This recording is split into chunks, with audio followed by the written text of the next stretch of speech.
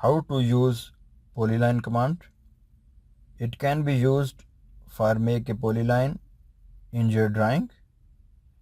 First I select the polyline command from the draw panel, or you can select shortcut key from keyboard. I select from keyboard, press PL, then enter,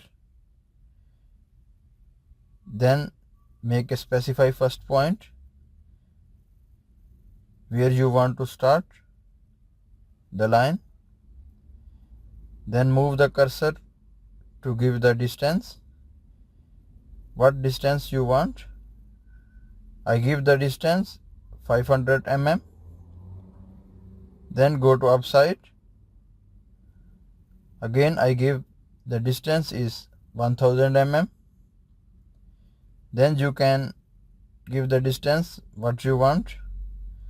So this is the polyline. What is the difference polyline and line?